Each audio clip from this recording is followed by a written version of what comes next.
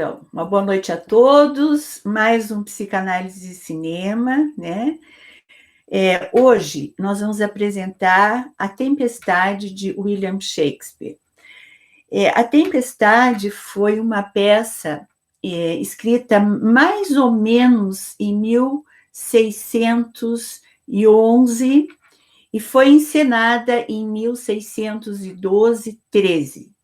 As datas sempre do Shakespeare são essas que vêm para nós.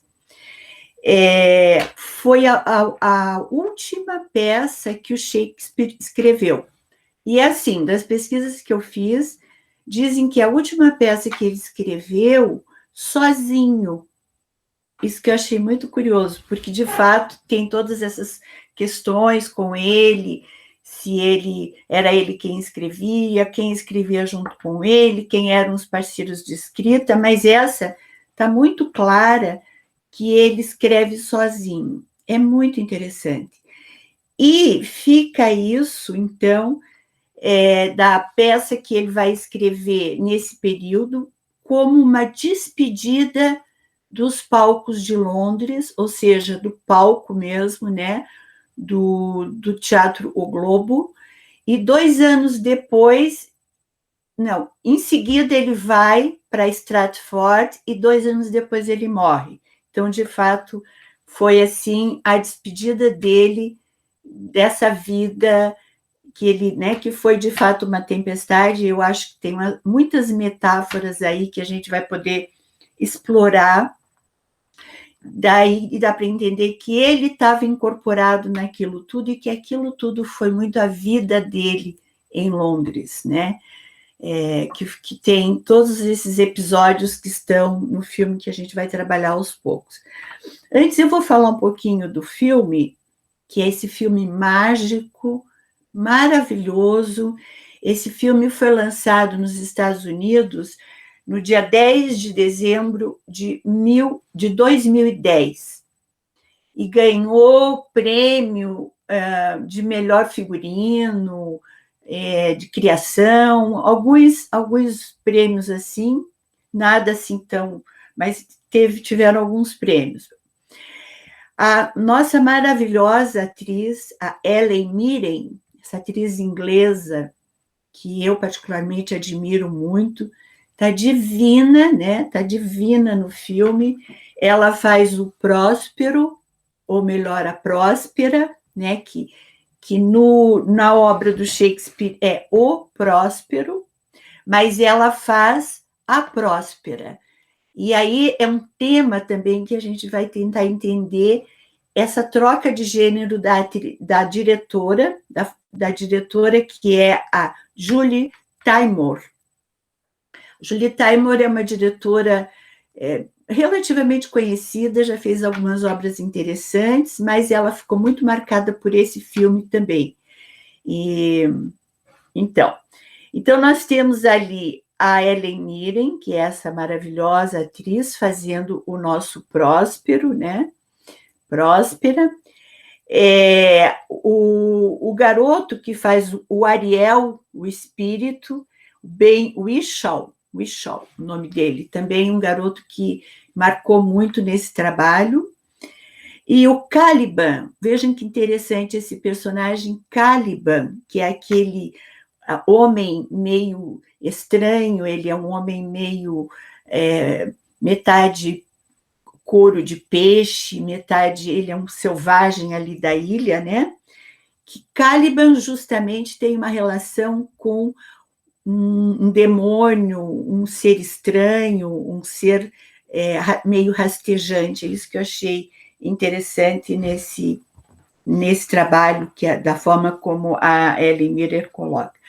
Então, assim, a história, um pouquinho, né, de spoiler aqui, para a gente poder falar depois e ir encaixando nesse trabalho psicanalítico.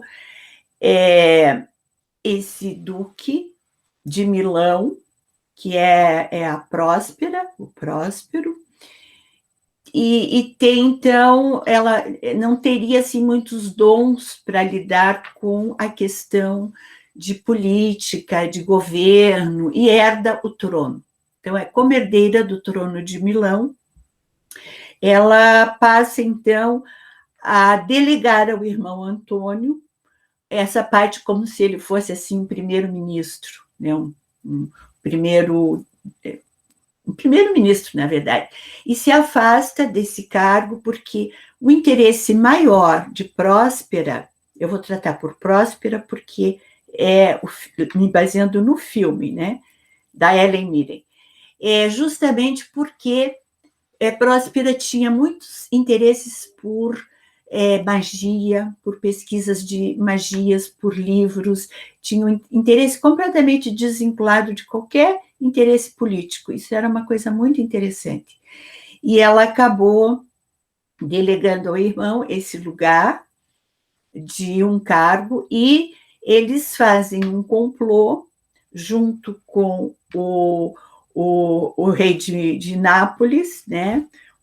O Gonçalo, o Antônio e o Gonçalo fazem um acordo e armam um complô para justamente afastar a Próspera desse cargo, mas eliminá-la. E como ela tinha uma filha, Miranda, tinha que ser uma eliminação muito de acordo, né? Ou seja, mataria as duas, colocaria as duas num barquinho furado e colocaria esse barco a alto mar à deriva, ou seja, o plano do rei de Nápoles e o duque de Milão, então seria para que eles daí assumissem todo esse contexto de política e governo. Então o Antônio, justamente, e o rei o rei de Nápoles. Eu acho que o rei de Nápoles não é o Gonçalo, é o Afonso. Enfim, o rei de Nápoles.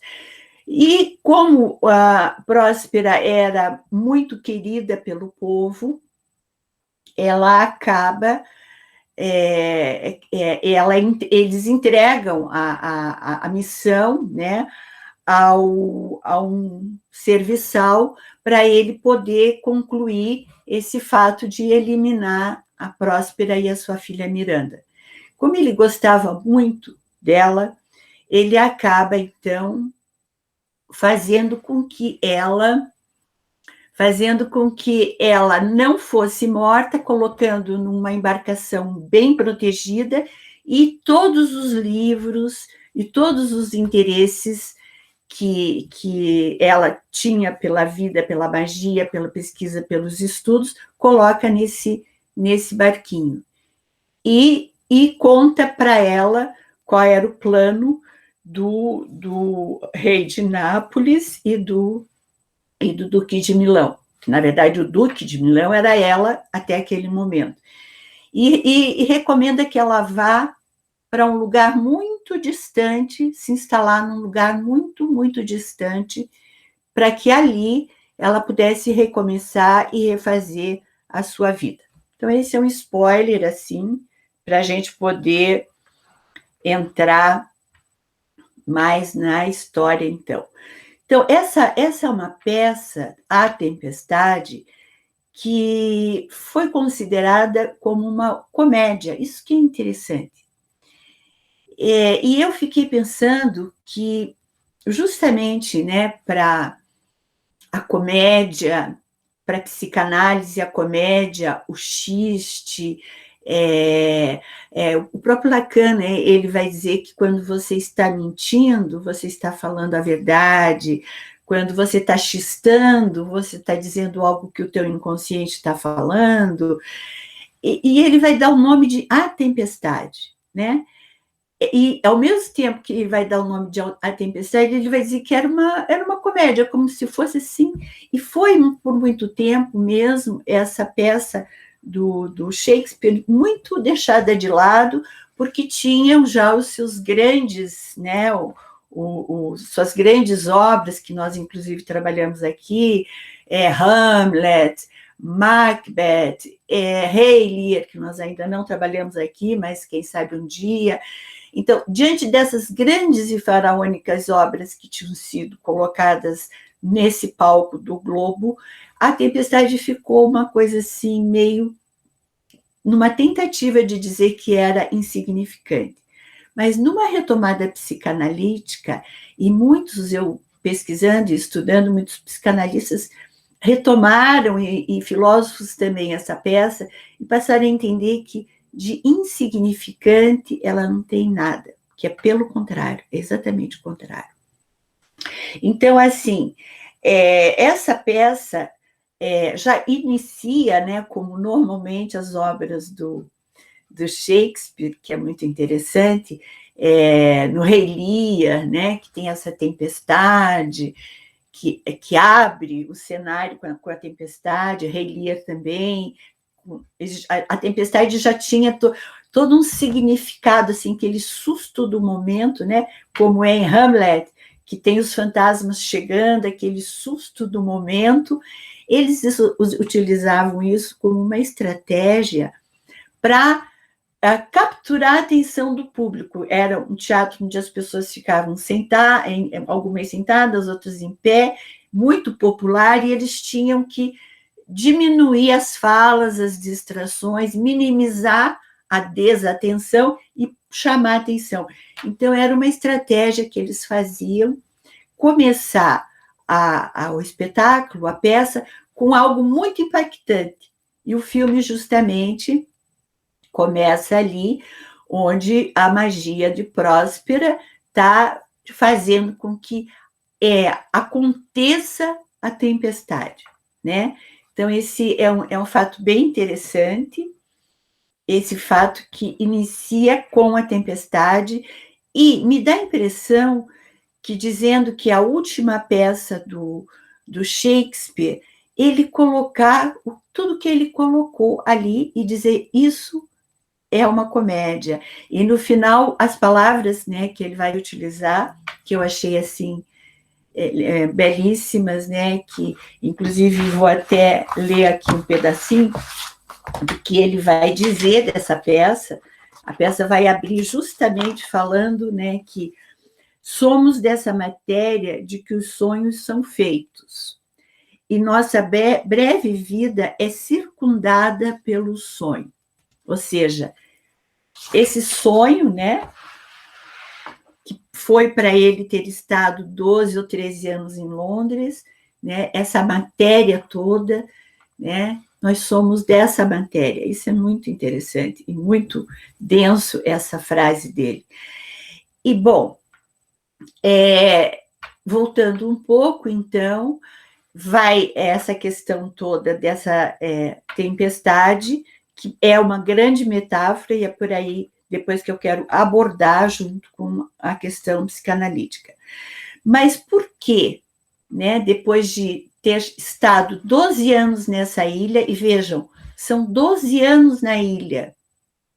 O Shakespeare ficou 12 anos em Londres, numa ilha. Né? Incrível, né? Como ele foi se colocando.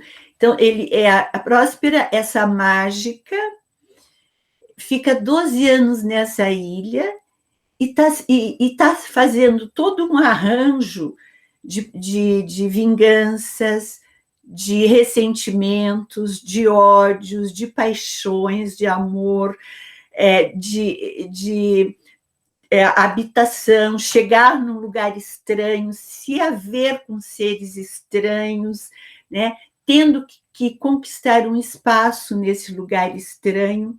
Ou seja, eu cheguei a pensar um pouco desse paralelo desses 12 anos que Shakespeare ficou em Londres, nessa ilha. Ele vem como um estranho e sai como um mágico desse lugar. A magia que ele deixou circundar pelo que ele fez, sozinho ou não, não interessa, mas ele abrangeu toda uma história, ele deixou uma história. Então, Próspera, ali, ela provoca a tempestade, porque ela tem esse Ariel, né, essa ilha onde ela chegou, onde ela acabou chegando depois de ter sido salva de alguma maneira. Ela se instala, cria lá, quem assistiu o filme viu como ela criou os espaços dela dentro de uma gruta, as magias dela estão acontecendo, e ela passa a ser, ela passa a ser a líder da ilha. Esse é um detalhe bem importante. Ela se apossa de uma terra que não é dela e passa a ser a chefe, a líder dessa terra. Olha isso é bem interessante. Porém, ela está ali, chegando num lugar onde tem espíritos, onde tinha uma bruxa, o nome da bruxa agora que eu não me lembro, enfim, onde tinha uma bruxa que era a bruxa que era dona de toda aquela ilha, e a bruxa foi expulsa desse lugar, deixando aquele filho que é o Caliban, que era um ser muito estranho. Essa bruxa foi expulsa, porque ela era uma bruxa muito, muito maldosa. E aí tem o Ariel, que é um espírito, que a bruxa, na maldade dela, fazendo uma bruxaria, prende ele num tronco de uma árvore e ele fica preso num tronco de uma árvore.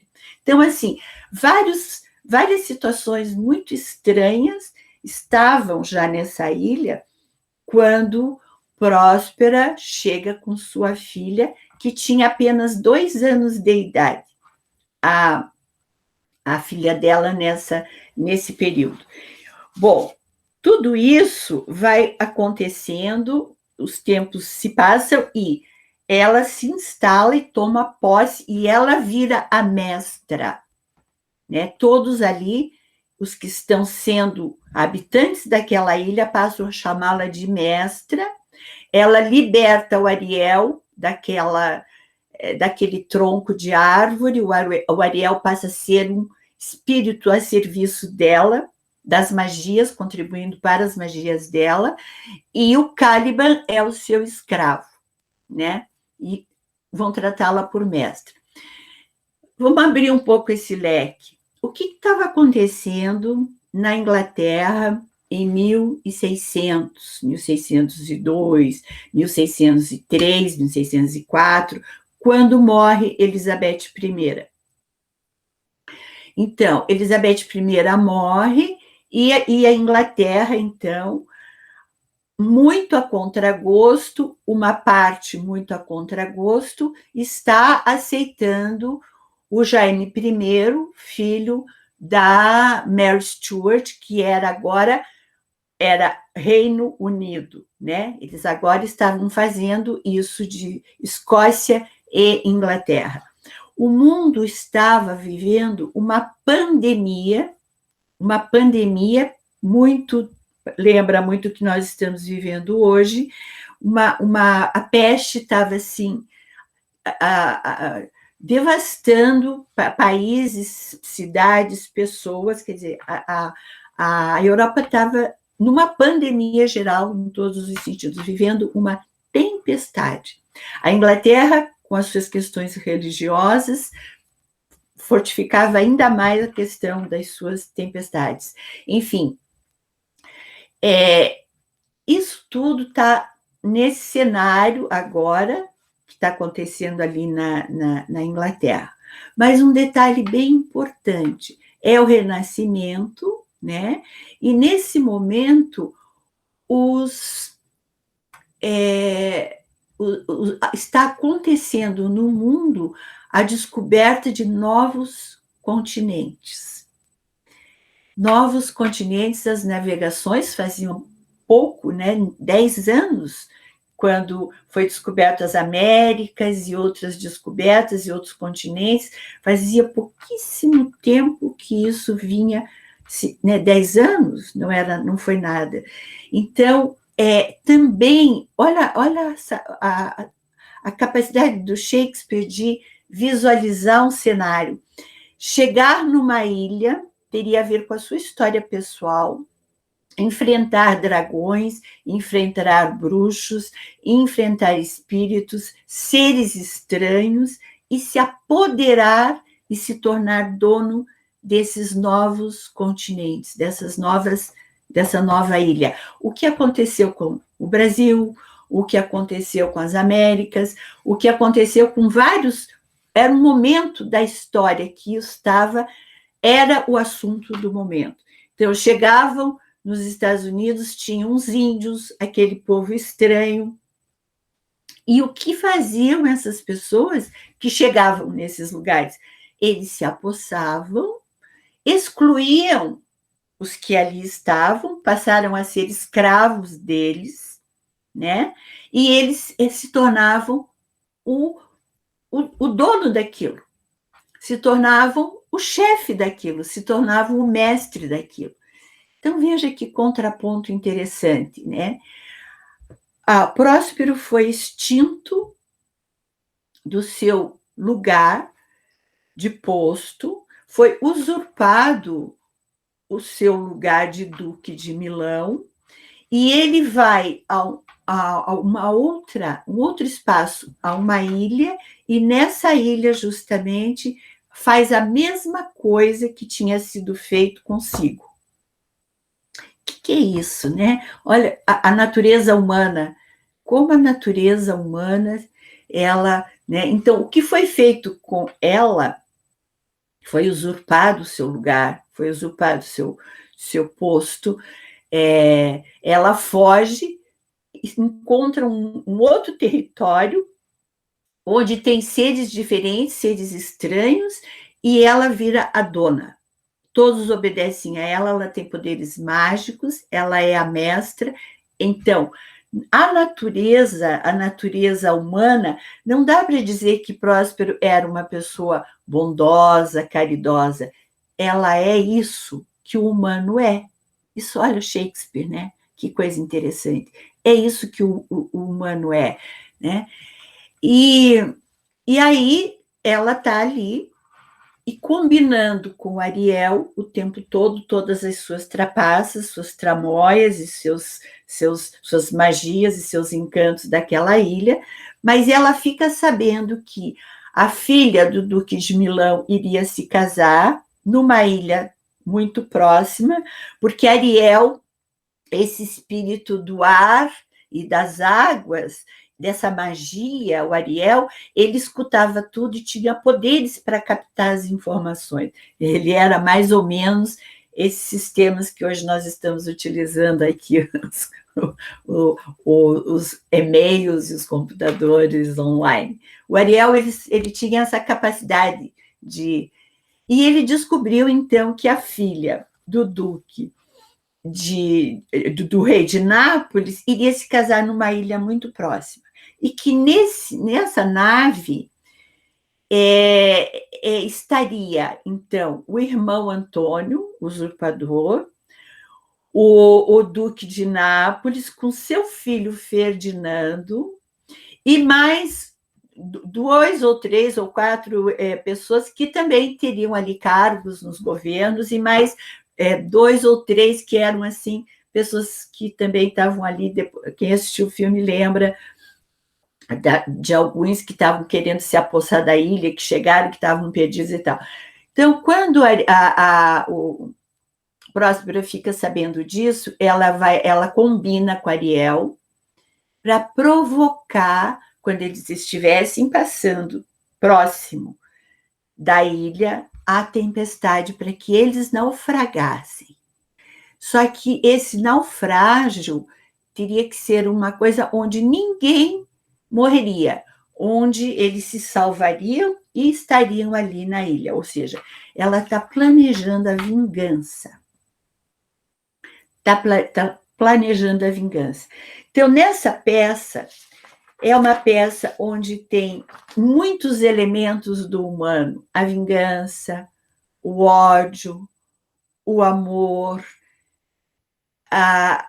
os afetos, porque Próspera tinha também afetos sim, pela filha, pelo Ariel, as questões edípicas de mãe e filha, pai e filha, que estava ali, a raiva, os ressentimentos, as paixões, todas as emoções, todos os afetos, tudo aquilo que nos afeta está ali nesse trabalho que foi chamado de um trabalho que tinha sido chamado de uma comédia, que, na verdade, de comédia nós não encontramos nada. Ali está a natureza humana. Assim como justamente nessa ilha, né, veja que incrível, ali, essa ilha, ela é uma ilha de fogo, de água, de ar, de terra, tem os 4 elementos bem estabelecidos no local onde foi feito, né? Onde estava Próspero. Então, também é uma peça que traz os 4 elementos da natureza, né? As magias de Prósperos e o espírito de Ariel estão ali lidando com o ar, com a água, com o fogo, com a terra. O Caliban é esse ser da terra, esse ser rastejante, esse ser grotesco, primitivo, que justamente ele está ali para dizer dessa coisa selvagem, crua, né? Que é dos nossos instintos. Então, todos esses elementos estão juntos nesse trabalho do Shakespeare. É uma magia, de fato, é assim, uma magia. Eu achei assim incrível. Quando eu comecei a prestar mais atenção nos detalhes, o quanto tem de elementos para serem trabalhados nessa peça. Bom, acontece a tempestade, acontece o naufrágio, e ela Próspero combina com Ariel, que a distribuição das pessoas para se salvarem na ilha fosse uma coisa coordenada.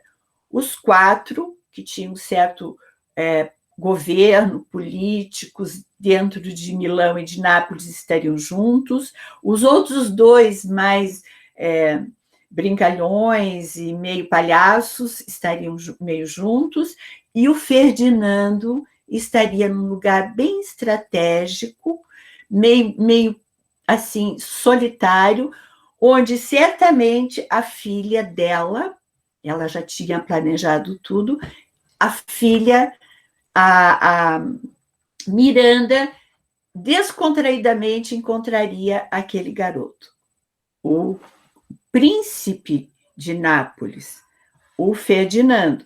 Então, foi tudo milimetricamente calculado por Próspero para fazer esse resgate daquilo tudo que tinha sido usurpado dela.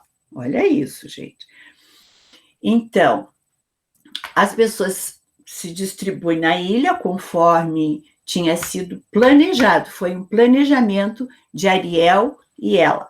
Ariel fazia esses serviços ali para ela, e ela na intenção de fazer o resgate. Ela estava com ressentimento e estava uma proposta de vingança e queria fazer esse resgate.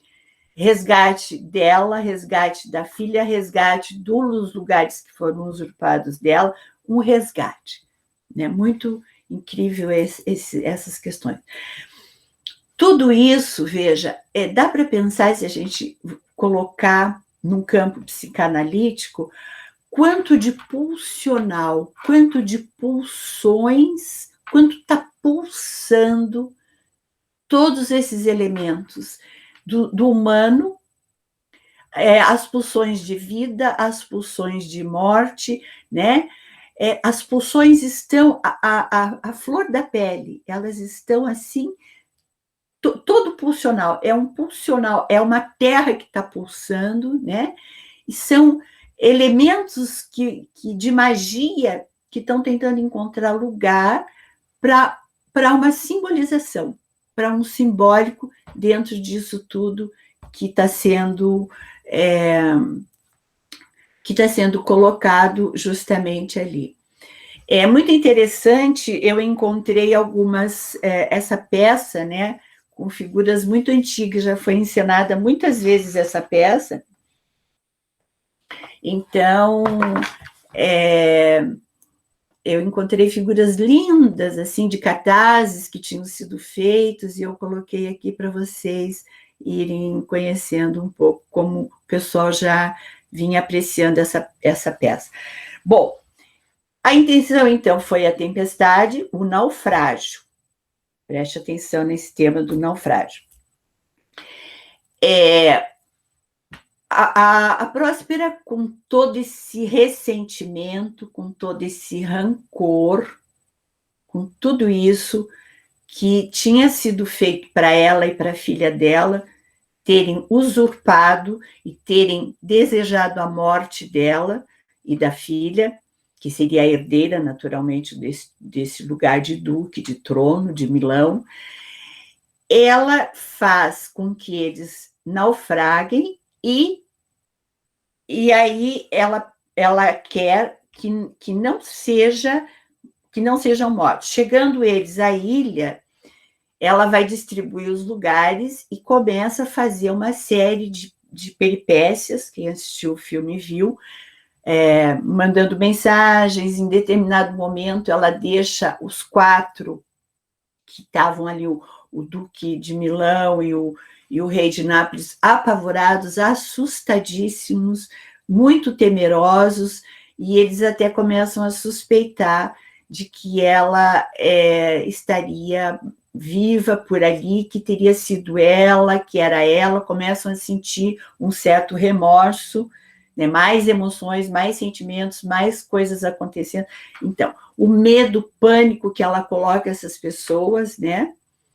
Em pavor total, porque ela vai provocando tudo isso como um ato de vingança também. Eu fui pensando em tudo isso no sentido do que é uma tempestade, né? Essa metáfora, esse significante tempestade. E aí as pessoas às vezes colocam, né, como depois da tempestade vem a bonança, né? E isso naufragar, ter naufragado, ter mergulhado, não ter sido morto e ter conseguido se salvar.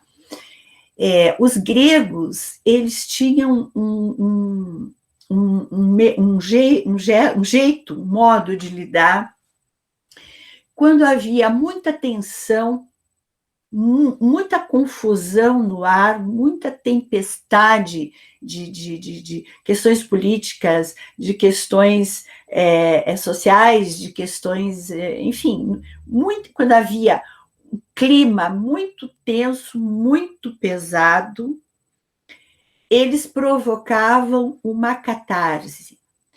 A intenção da catarse era para fazer com que tudo aquilo fosse simbolizado, exteriorizado.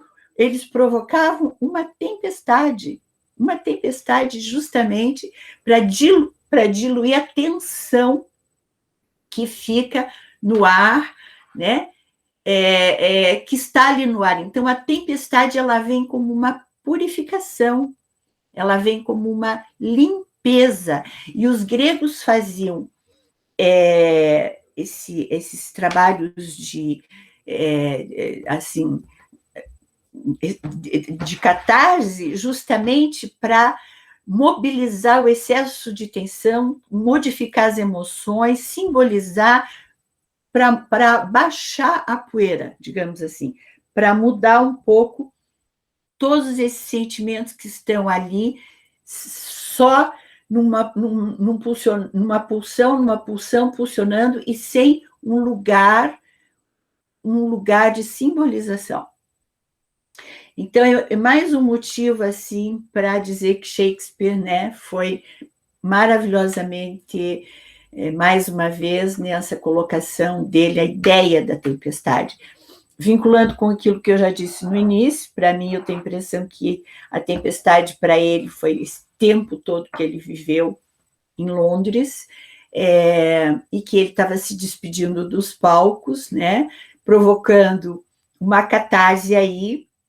Tanto é que, quando encerra o espetáculo, no fim da peça, ele pede para as pessoas, ele diz que ele quer ser aplaudido, porque ele estaria sendo aplaudido pela última vez num palco, depois de apresentar a tempestade. Curioso, né?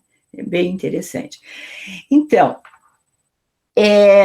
essa situação que se instala na ilha agora, né? Depois de terem naufragado, eles vêm e aí começa então todo um trabalho de Próspera, fazendo com que ela já vinha planejando isso como mágica e uma estrategista, né? Ela já vinha planejando isso. A filha dela, que tinha sido, que o tal do Caliban, né, tinha tentado abusar da menina e tal, e ele passou a ser escravo, muito maltratado depois disso. A menina não conhecia seres, só conhecia espíritos, uma vida de sonhos, uma vida de espíritos, não uma vida de humanos, uma vida com a mãe, ou até na peça com o pai, numa questão edípica ali, né? Nessas relações mãe e filha, nessas relações filha e pai. Por isso, eu acho que a diretora, a Teimo, troca o gênero, coloca uma mãe, que por sinal uma mãe muito carinhosa com Miranda, né? A menina que agora está com 12 anos, que é justamente esse tempo que eles estão ali, não tem contato com humanos, né? E quando então a Próspero coloca estrategicamente o príncipe de Nápoles num lugar onde facilmente Miranda o encontraria, ela fica assistindo do alto, lembram quem viu o filme, né? E ela percebe que o olhar da filha para ele, o olhar dele para com a filha, algo ali estaria instalado, que era justamente o que ela queria que acontecesse, que é a filha e ele. Então tem o tema do amor, tem o tema da paixão, só que esse tema do amor para a filha e para o Ferdinando é um tema de paixão pura, meio Romeu e Julieta, aquele amor, né, da adolescência, mas para Próspero, não. A intenção é justamente fazer com que a filha, claro, tenha contato com seres humanos e tal, e com um garoto lindo, porém, ela está ali numa estratégia política, de ingenuidade, essa peça não tem nada. O que ela estava querendo fazer? Ela estava querendo justamente aproximar o príncipe de Nápoles com ela agora restaurando o seu trono, Milão. Então, é uma estratégia política, gente. Olha que interessante, né? Isso é uma coisa que a gente conheceu já de tantos anos na história e ainda vê isso acontecendo, não mudou muito. Então, ela faz a vingança dela, e a vingança dela é justamente também, além de ela recuperar o trono dela, que tinha sido usurpado agora, é aproximar. E ela passa a ser, então, a duquesa de Nápoles e de Milão. Simples assim, não? Vejam que estratégia. Então, nesse momento, onde as pulsões estão todas em total inquietação, né? A tempestade desestabilizou tudo, em total ebulição, né? Aí a gente pode pensar o que é uma tempestade na vida de um sujeito, né? Quando muitas vezes vem uma tensão, e depois a pessoa acaba mergulhando dentro de si num naufrágio, né? E aí, às vezes, na clínica, nós escutamos: eu estou numa síndrome de pânico. Eu estou sofrendo de angústia, seria mais propriamente dito. Quer dizer, essa síndrome, essa tempestade que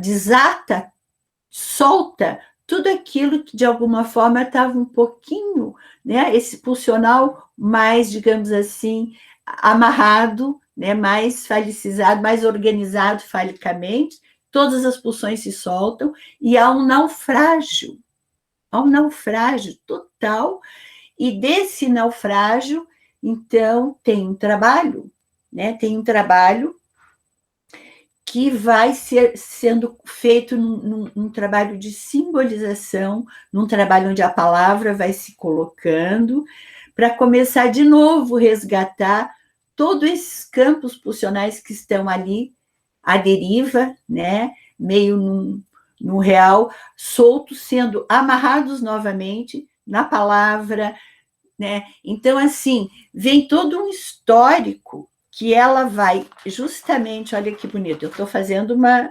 mixagem aqui da peça, da maneira como o Shakespeare coloca, mas daí o que acontece quando ela senta com a filha pela primeira vez, porque a filha quer entender o que está acontecendo, e ela conta toda a sua história.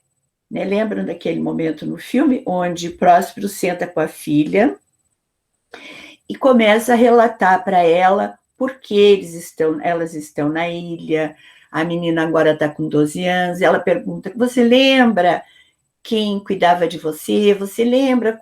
Vai começando a trazer as memórias do passado, as reminiscências, a história, vai fazendo uma amarração, um engate da história, vai trazendo, vai puxando e vai fazendo as amarrações e colocando a filha num lugar dentro de uma historicidade, historicizando a sua história.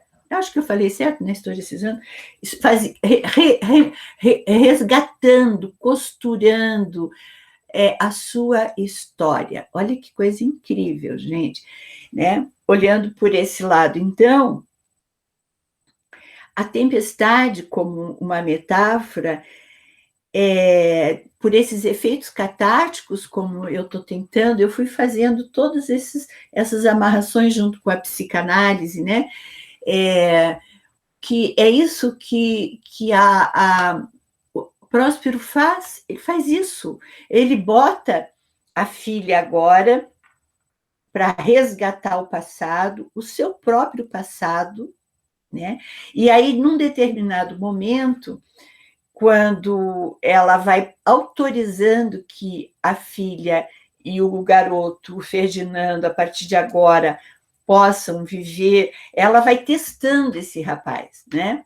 Ela tem um lado, desse lado cruel, humano, ela faz o rapaz de escravo, ela se utiliza dele, ela humilha muito ele, ou seja, ela está testando e, aos poucos, ela vai percebendo o quanto ele é nobre, o quanto de nobreza, né? O que é um espírito nobre, o que é um espírito usurpador, o que é um espírito de fanfarra, iguais aqueles dois meio destrambelhados que queriam já ser donos da ilha e que foram, né? Ela vai testando e vai vendo que o Ferdinando, de fato, pode ser, sim, então, o marido que ela esperava para Miranda, para a filha dela. Né? Ela vai. Então, assim, ela se apossa de uma terra, assim, sendo dona daquilo que não pertencia a ela, isso que é importante, tinham outros habitantes ali, espíritos, não importa, aquela ilha não era dela, mas como ela vem de um lugar de mais sabedoria, de mais conhecimentos, de mais, enfim, né, que foi o que aconteceu das Américas, com as Américas, com os portugueses, com os espanhóis, com os ingleses, com os holandeses que vieram para esses continentes, eles tinham um poder que o povo daqui, que eram os donos da terra, não tinham. Eles não tinham esse conhecimento.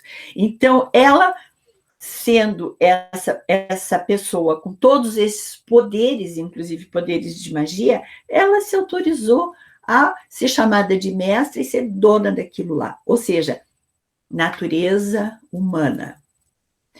Estratégia política que o duque de Milão e o rei de Nápoles estavam tramando, ela cria de uma outra forma entre a filha dela e o Ferdinando. Veja, a natureza humana é a natureza humana. Então, assim, voltando um pouco, eu tenho a impressão que o Shakespeare estava num momento assim de glória, quando ele escreve essa peça, ele estava falando dele, né? Claro, ele estava falando do tempo que ele passou ali. Ali tem a história dele, as tempestades que ele viveu em Londres, né? Talvez quantas paixões, quantos amores, quantos ressentimentos, quanta alegria, quanta dor, quanta tristeza, quanta coisa ele viveu ali. E ele está fazendo desse trabalho assim um apanhado, historicizando e elaborando para ele mesmo, né, quase como um trabalho analítico, psicanalítico, para com ele mesmo, que é o que o artista faz, né, que os gênios fazem, eles na escrita, né, nas encenações, eles vão falar deles, eles não deixam de falar deles, né? E um detalhe muito importante é justamente a despedida, né? Ele tá se despedindo de Londres. Ele vai para a terra dele, para Stratford, e morre 2 anos depois. Então, não é qualquer coisa essa peça. Essa peça ela tem uma densidade, ela na comédia, né? Na comédia, como é o caso do palhaço, às vezes a gente escuta o Christian Dunker falar muito sobre a questão do palhaço, a questão da brincadeira, o Freud, a questão do xiste, né? Quanto nisso contém, sim, contém de verdade. Eu quero ler para vocês aqui o que eu encontrei, que eu achei magnífico. Tem muita coisa escrita sobre essa peça, mas tem algumas coisas que eu separei, eu vou ler aqui, daí a gente encerra, porque eu quero ouvir um pouquinho o que vocês têm para me falar. Então, olha, de forma magistral, Shakespeare nos lembra, desde o início da trama, de que ou é tratado ali, num tempo sem tempo. O que é tratado ali? É um tempo sem tempo, num lugar sem lugar nos mapas, que diz respeito a todos os seres humanos. Então, é um tempo sem tempo, um lugar sem lugar, que diz respeito a todos os seres humanos. Que nós, seres humanos, como atores, né? Atores da nossa própria vida, da nossa própria audiência, somos independentes de posses e de posições, né? E todos estamos implicados, e como diz o ditado, ao final do jogo, rei, peão, vão todos para o mesmo lugar. Quem passou por Shakespeare, quem passou em Hamlet, né? Shakespeare diz isso lá quando o Hamlet está com a caveira na mão, lembram? Mais ou menos? Ele vai falar, né? Tanto rei, peão, todos vão para o mesmo lugar. E ele está falando num tempo sem tempo, num espaço, né, que é fora do lugar, que é fora dos mapas, mas é dentro da subjetividade humana. É um lugar da nossa singularidade, é um lugar da nossa intensidade como humanos, é um lugar do nosso pulsional. Olha, é uma coisa maravilhosa. Aqui eu achei... Helenice, de quem que é esse texto que você leu agora? É de uma psicanalista. O nome dela é Neisa Prochet. Neisa com Y, Prochet. Ela escreveu umas coisas maravilhosas. Eu tô lendo mais um pouquinho aqui sobre ela, ó. Eu tô pegando coisas bem soltas. Ela vai escrever: como saída da ilha do trauma, Próspero decide finalmente contar à filha a sua história. Isso que eu estou falando para vocês. A narrativa surge como uma explicativa da vingança a seguir, tá? Mas é uma escuta psicanalítica aqui, tá? No entanto, a experiência de renovar seu contato com as figuras do passado, o resgate, né?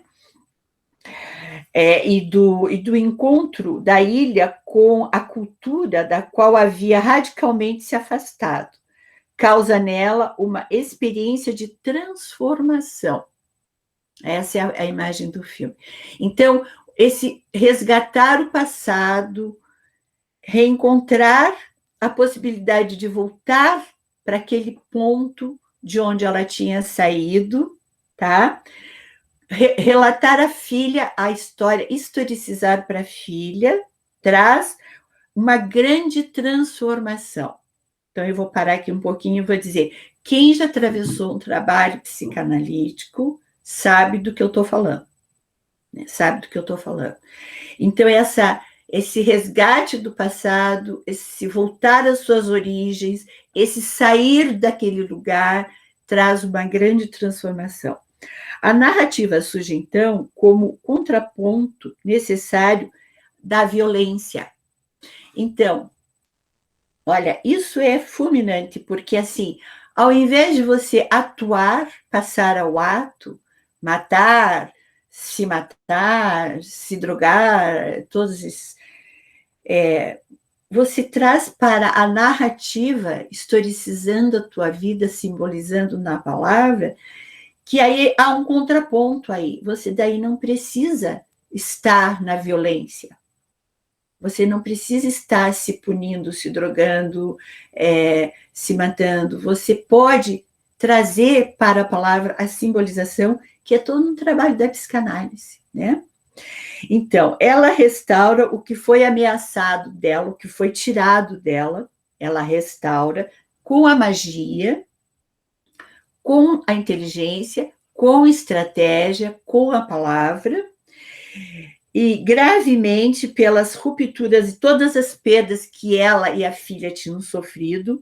A esperança, ela ainda está na esperança e na possibilidade de confiar no outro, porque agora ela está resgatada, ela está novamente inteira, que não necessariamente ela está sempre só numa paranoia, se sentindo ameaçada pelo inimigo, porque ela está fortificada na sua estrutura subjetiva.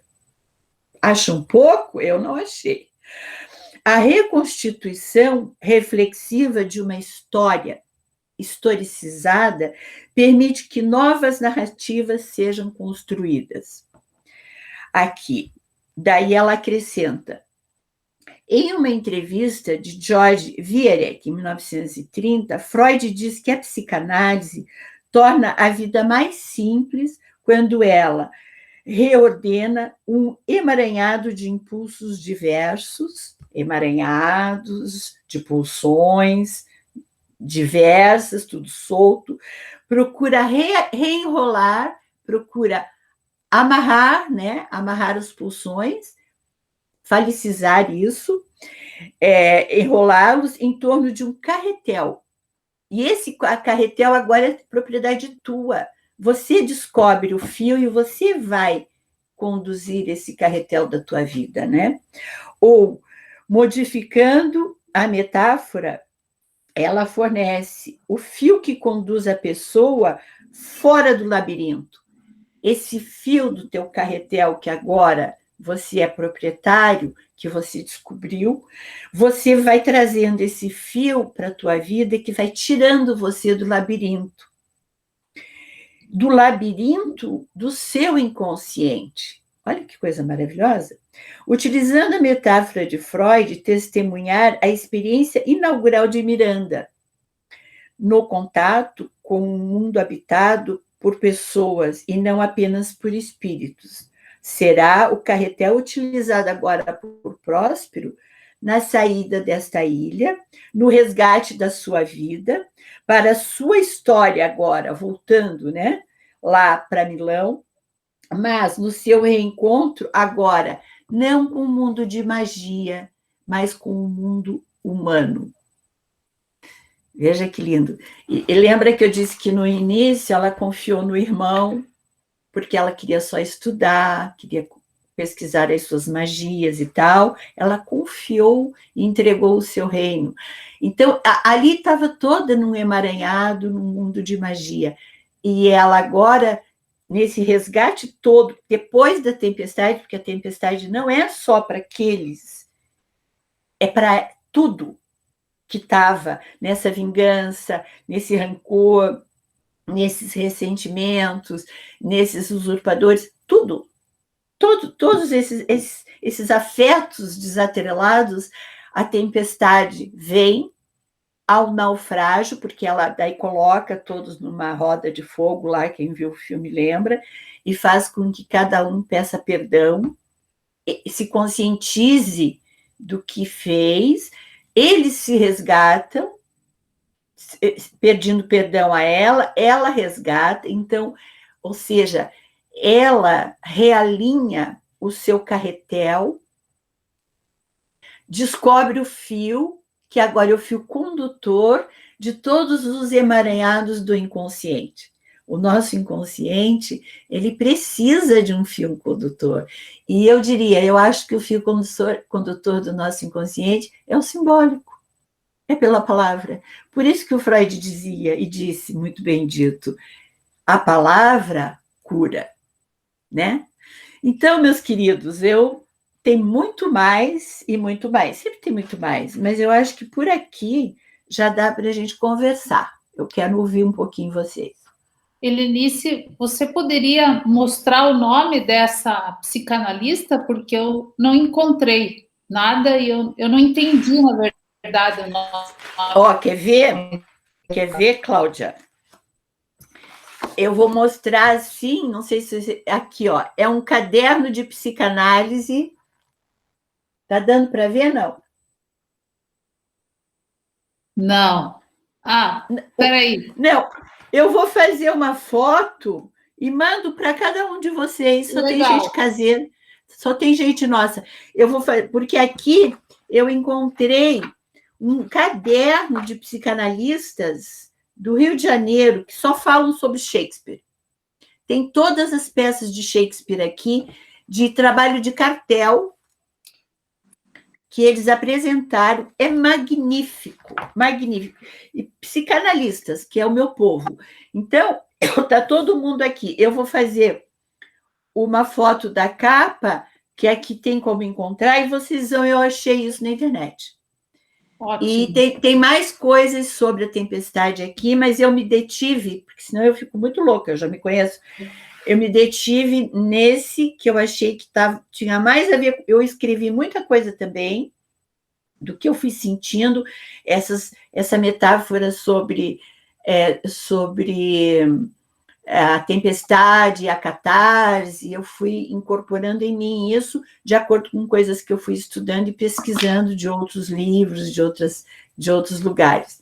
Aqui está o nosso Caliban, a Miranda e a Próspera. Eu pesquisei, inclusive, foi numa ilha do Caribe que o filme da Taymor foi feito. Uma ilha bem, claro, bem exótica do Caribe, que foi feito. E ele era esse ator é magnífico, né, gente? Ele é lindo, ele tem umas expressões corporais maravilhosas. A filha e ela ali depois. E a nossa Helen Mirren, aqui ela colocou, então, os 4 na roda de fogo, né? Isso confirma os elementos água, ar, terra e fogo, que são os elementos da natureza, e que estamos falando da natureza humana, da nossa pulsão, no sentido das nossas emoções, que a hora é mais fogo, a hora é mais ar, mais água, né? Também. Aqui eles se redimem a ela, pedem perdão, então ela vai fazer, o que ela faz? Ela faz uma estratégia para resgatar a história dela, que é o que é um trabalho psicanalítico faz, né? Ao invés de você ficar no ressentimento, ficar na dor, ficar no sofrimento, você vai lá. E ela não era boazinha, esse é um detalhe, hein? Não tem nada de bondade aí. Ela também é usurpadora, ela também é má, ela é humana. Ela faz mesmo esse papel muito bem feito da humana.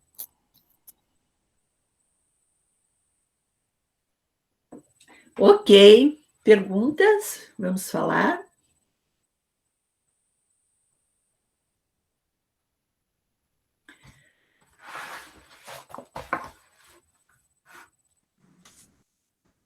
Posso falar? Pode. Eu não vi o filme, mas adorei o que você falou, adorei. E achei muito interessante a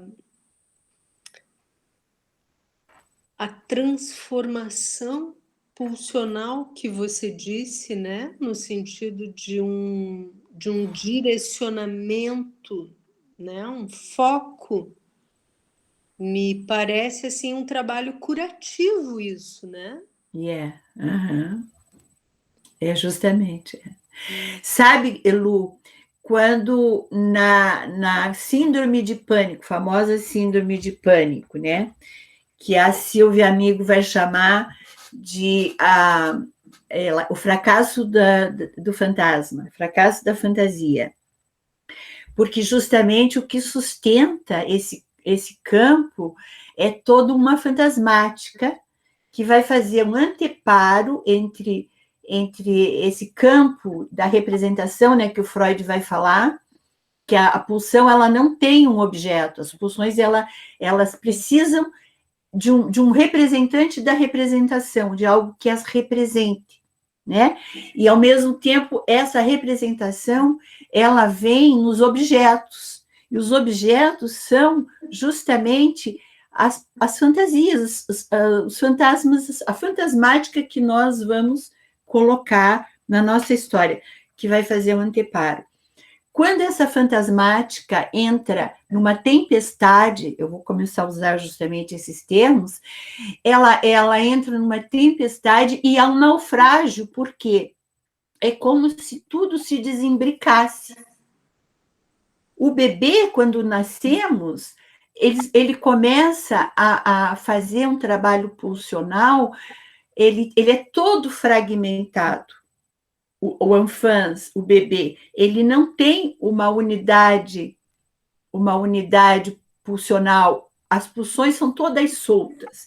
A amarração pulsional, que justamente o que vai dar uma condição fálica para o sujeito, é justamente quando a criança vai sendo falicizada, a palavra vai aparecendo, vão dizendo, você é um neném assim, o outro vai falando quem você é, e você vai começando a fazer essa amarração pulsional, e aí o bebê entra no mundo do humano, ele começa a engatinhar, coordenação motora, ele começa a falar, ele está sendo humanizado.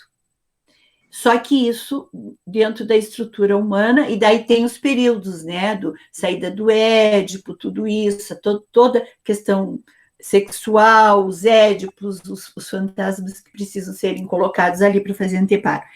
Mas lá na frente, quando a pessoa entra numa crise, que a gente vê na clínica, a gente vê na clínica essa crise como se tudo isso de novo se soltasse. Se fosse as pulsões desembrinca tudo de novo.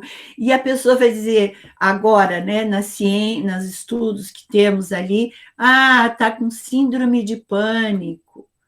E o Freud já falava disso. Ele dizia, é angústia. Uhum. É a angústia. A angústia, ela não é sem objeto, como diz o Lacan. Ela não é sem objeto, mas ela te coloca no estado de pavor. Eu vi o que você falou sob o ponto de vista econômico do Freud, no sentido de me chamou a atenção o fato dela criar uma tempestade para dar vazão àquela fúria toda. Exato. Então me emocionou nesse sentido, no sentido de direcionar a raiva, né? Muito própria para o momento, inclusive, Sim, e a energia excedente, né? Que causa trauma, direcionar para para uma sim, ação mesmo, né? Para uma ação. sim. Sim, a primeira tópica mesmo. É o A campo. segunda, não? É a segunda tópica, quando ele está falando do econômico, né? Uhum. Essa economia psíquica, que ele está dizendo dessa economia psíquica, justamente. Uhum. Pois é, eu achei que nessa peça tem tanto, e tem isso, né? Porque o que é uma tempestade? Tempestade aqui dentro, né? Justamente. Muito bom. Quem mais?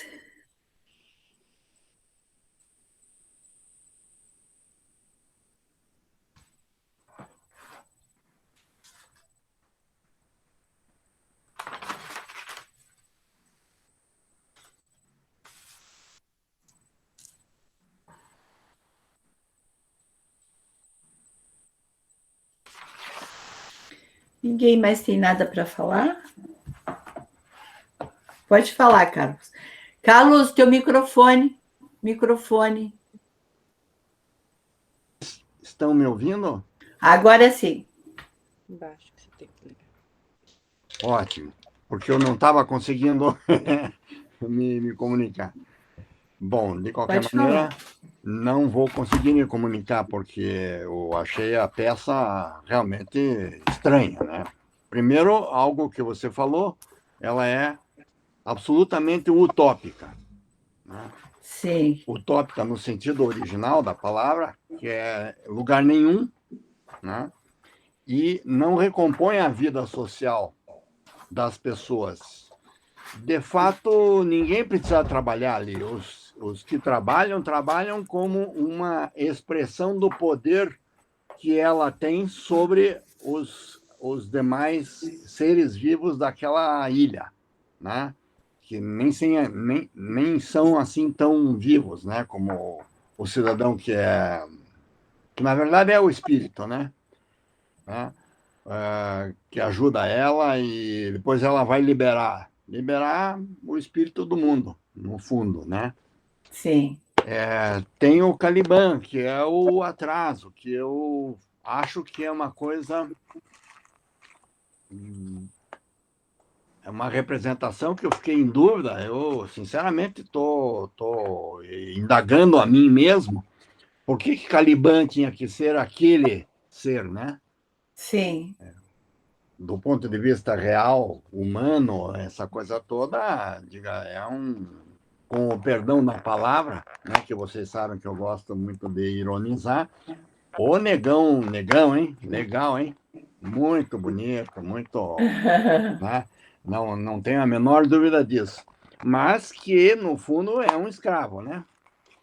E como em 1600, o que é que tínhamos nas Américas, né? E na África, né? Esses seres, né? É a Atrasados, a representação. É a representação, representação, né? é a Uhum. representação, né? Então,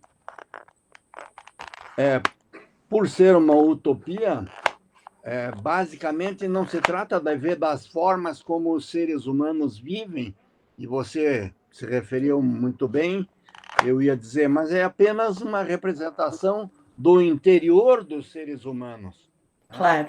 Uhum. Que é como cada um agiu e está fazendo a sua, como é que diz, recuperação psíquica. Sim. Até do irmão dela, que, no fundo, quem usurpou, né, o mando do condado, ela é condessa, né, ou marquesa, não me lembro o que ela é. É duque. Duque. Ela é duquesa. Duque de Milão, que seria um rei, né? Um rei. Que na verdade e tal. Bom, isso tudo depois, com algum tempo, sabe que no início eu achei que você tinha colocado um erro indicando aqui, porque eu não tinha ideia de que A Tempestade fosse esse filme, e que logo o principal ator aparecia como uma bruxa capaz de conduzir os destinos do mundo, né? Aquela coisa incrível, Sim. assim, né? Bom, de tudo isso que você falou, que eu achei muito interessante, que me ajuda a me localizar mais, né? Uma dúvida que eu tenho, que não é do Shakespeare, mas é de como o filme foi apresentado hoje, é esse filme que nós vimos, né? Por que ela tem que ser mulher? Por que essa transformação da peça, que é o Próspero, Uma ótima pergunta. Próspera? Porque, se vocês verem bem ali, como não é uma coisa da estrutura de poder, o que o Shakespeare mostrou na época é que era um cidadão que foi traído pelo irmão, tudo isso que vocês viram no filme,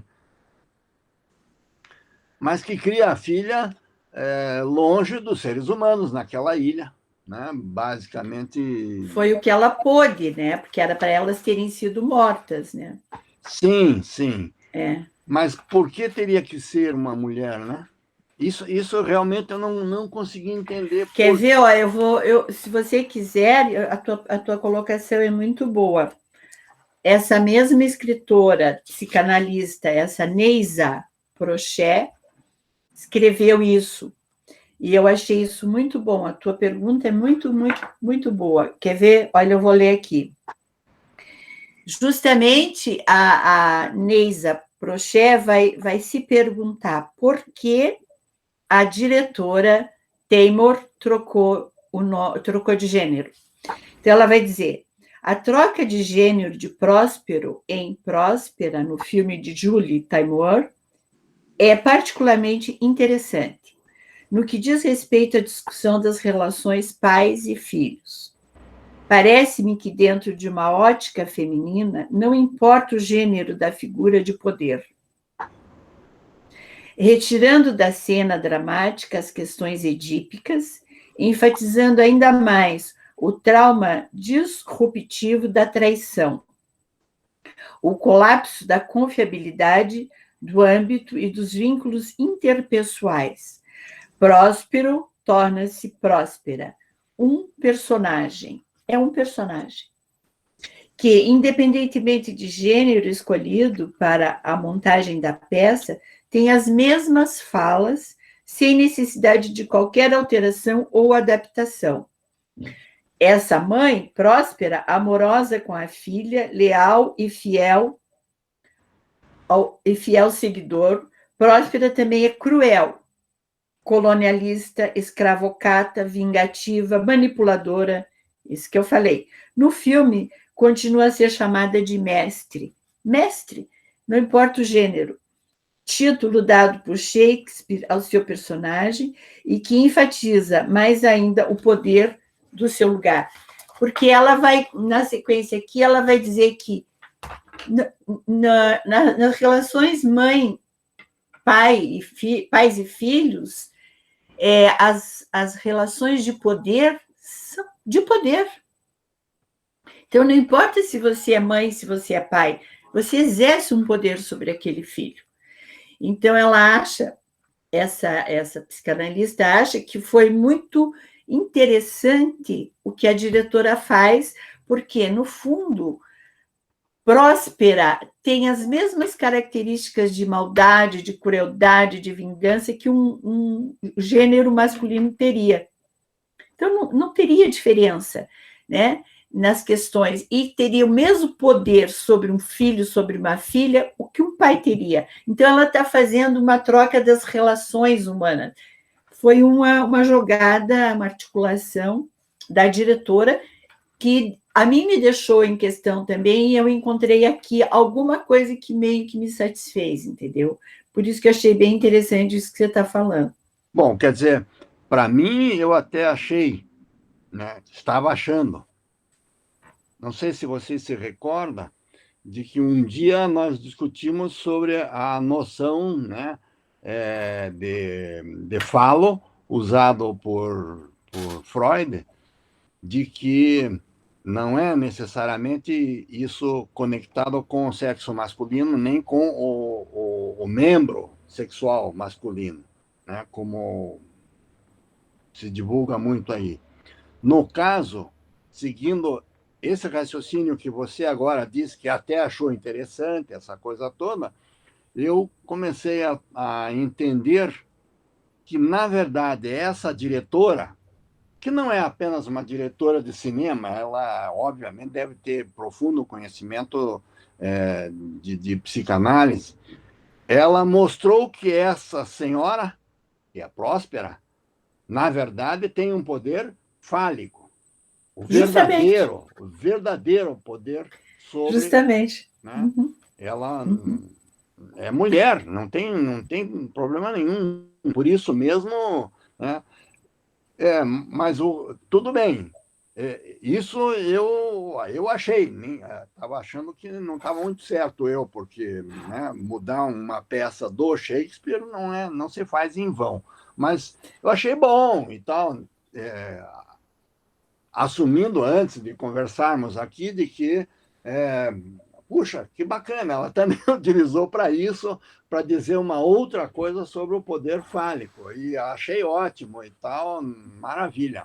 Mas a minha pergunta mas o que a peça teria a menos se ela seguisse o personagem tal qual Shakespeare fez?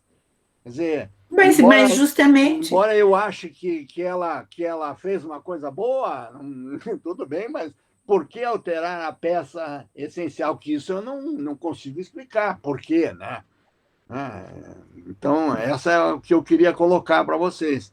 Pô, mas será que ela quis dizer algo que é outra coisa que eu não estou entendendo e tal? Essa é a parte que me deixou assim mais cabreiro e tal, né?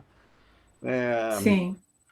Primeiro, que até chegar à conclusão de que o filme era bom, já por ser de Shakespeare, né, eu já estava mais ou menos achando, mas no início eu achei que você tinha se enganado no filme, porque eu não tinha a menor ideia de que fosse uma... Né, não. O filme é outra coisa. Justamente. Acho que não, mas eu achei assim, eu já, inclusive, sobre comentários do filme, tem perguntas, né? Por que a diretora faz isso e tal. Mas essa psicanalista eu achei que chegou mais perto do que eu mais ou menos estou entendendo, assim. É um lugar de poder. Lugar de poder, né? Pais e filhos, tanto faz a mãe como o pai, hoje a gente está vendo aí, tanta mãe sozinha criando filho, essa mãe é uma mãe fálica, naturalmente, é um lugar de poder. Sem dúvida. Então, não importa, ela diz ali, né, as falas são as mesmas, não muda nada, é a fala, tanto para Próspero quanto para Próspera, coloca uma mãe super afetiva com a filha. No personagem que eu entendi que era o Próspero, o mago, o pai, ele também era super afetuoso com a filha, quer dizer, não precisou mudar nada, embora tenha um significado muito importante, que eu acho que essa coisa de que entre pais e filhos, o poder de uma mãe não é pouco, assim como o poder de um pai não é pouco, não o poder no sentido, mas o significado que tem um pai, o significado que tem uma mãe, né? Na vida de um filho, na vida de uma filha. Mais ou menos isso. Eu meio que me conformei por aí, sabe? Mas eu gostei da tua inquietação, Carlos. Alguém mais?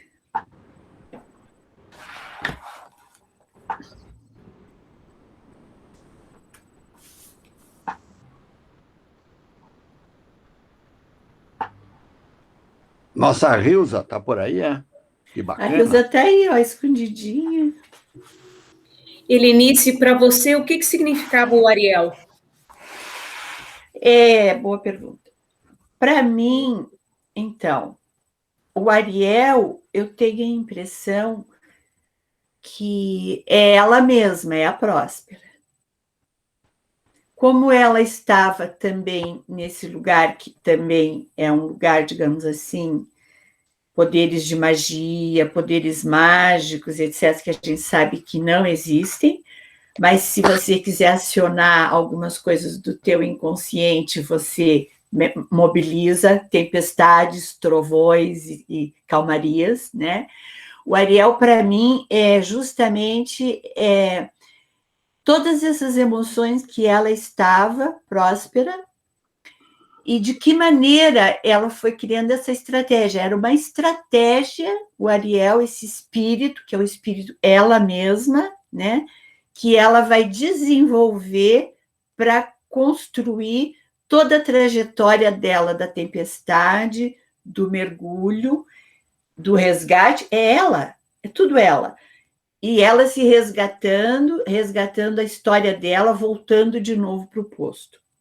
Eu tenho a impressão que o Ariel é simbólico, bem simbólico, na magia, porque Próspero era um mago.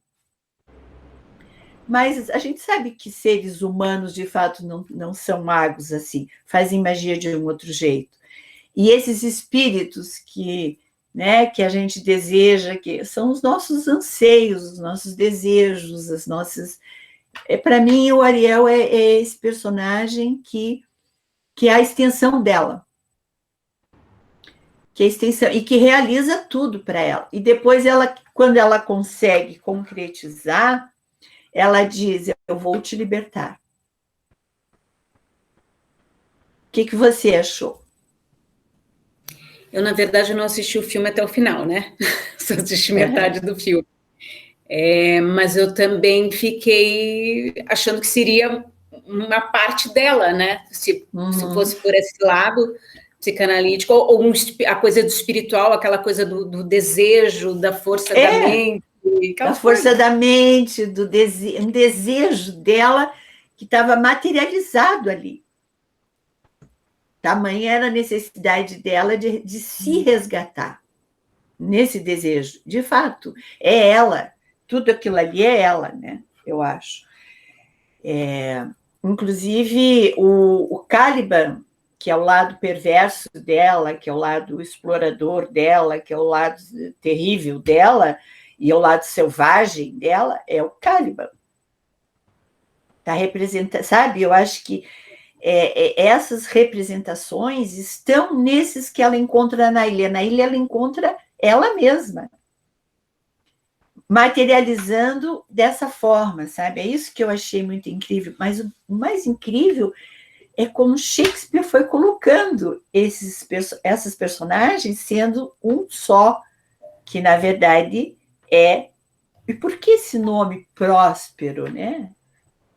Não é um nome comum. Fiquei pensando, Próspero, que vai prosperar, que vai sair desse lugar, que vai conseguir fazer o giro, né? Fiquei pensando nisso também. Desse jeito, né? É riquíssimo. Eu concordo com você, mas acho que é uma coisa ainda maior, porque acho que ele não é um segundo dela para mim. Não me pareceu. Tô colocando minhas dúvidas aqui, Claro. Nenhuma certeza. Para mim é o espírito humano que é indagativo, interessado na total liberdade, né? Que é o que ela também o escravizava, né? Ela também o dominava, certo? Mas ele dizia que eu quero a minha liberdade que você prometeu e nunca me entrega, né? Que é a hipótese de você pensar além de qualquer limite, Porque o espírito humano, para Aham. mim, é exatamente. Mas aí, veja, acho que não daria para pegar literal. Não daria para pegar literal isso, porque como assim, ela mesma queria se libertar. E essa projeção no Ariel, né? Eu sou seu escravo, eu quero me libertar, porque o sujeito, quando ele está aprisionado, falando subjetivamente, quando um sujeito está aprisionado na sua fantasmática, na sua história, num processo de repetição, repetição, repetição, ele é prisioneiro daquilo. O seu espírito, então, se for possível usar assim, ele é prisioneiro daquela situação. E como que ele vai sair dessa prisão subjetiva? Eu estou trazendo sempre para esse campo. Então, a representação do Ariel, para mim, é ela mesma, no sentido de que, saindo daqui, concluindo todo esse quadro doentio, de raiva, patológico, eu vou me libertar, estou livre. Então, vai, Ariel, eu não quero mais você. Nesse sentido, trazendo para essa dimensão não literal, mas mais subjetiva. Então, Nietzsche fala do eterno retorno, né, como uma repetição. Pois é. Que é a repetição do espírito humano, de que ele tenta e sempre cai nas armadilhas da vida real, comum e o poder, né? A busca do poder. Né? Então, ali cheguei a imaginar que era uma espécie de uma referência de que o espírito humano pode se libertar, embora... Pode! Né, embora ao longo do tempo histórico concreto, nós tenhamos visto que nós, volta e meia, retornamos a um horror, ao passado, a mais morticínio. Já vimos isso, já vimos esse filme tantas vezes, porque não nos libertamos dele? Esse que é o né? Então, o Freud, ele era um leitor de Nietzsche, ele gostava muito do Nietzsche. E é verdade que parte da inspiração do Freud para escrever sobre a repetição tem algo aí do Nietzsche. Porém, a maneira como Nietzsche aborda a repetição, por tudo que eu já estudei, já fiz até cartéis sobre, um tema que me interessa muito até hoje, que a gente vê muito na clínica isso. O Freud vai trabalhar dando um salto quântico nesse campo da repetição aí do Nietzsche, e o Lacan mais ainda. Lacan, inclusive, vai ele vai falar sobre a repetição do mesmo e a repetição do diferente, que é um tema assim, bem lacaniano. Ou ele vai já falar da tchique e vai falar da automaton, que a tchique seria essa repetição do real, né, essa repetição do diferente, e automaton seria essa repetição do mesmo, que é aquilo que se repete sempre igual, sempre igual, sempre igual. Então, a psicanálise se inspira a partir de Nietzsche, mas dá um salto quântico para falar do tema da repetição. E eu acho que o que justamente a Próspera estava querendo ali é que, com a ajuda da sua força de espírito, da sua força espiritual, para ela poder libertar esse espírito, mas ela vai voltar para o mesmo lugar, gente. Lembra quando nós estávamos lendo o Joyce, Ulisses? Ulisses faz uma travessia de 10 anos para voltar ao mesmo lugar, simbolicamente falando, Ítaca, só que ele volta diferente. Ele não é mais o mesmo. E é essa metáfora, e é isso que também eu entendo nesse trabalho de Shakespeare aqui, como um trabalho psicanalítico, como uma travessia, uma jornada, e aqui essa psicanalista utiliza a metáfora do carretel. Quando você descobre o fio, que será o fio condutor, o teu fio condutor, que vai te conduzir agora às ebulições do nosso inconsciente, porque o nosso inconsciente não é uma coisa quietinha, tranquilinha, né? Então, mas a gente precisa de um fio condutor, que a meu modo de entender, seria pela simbolização.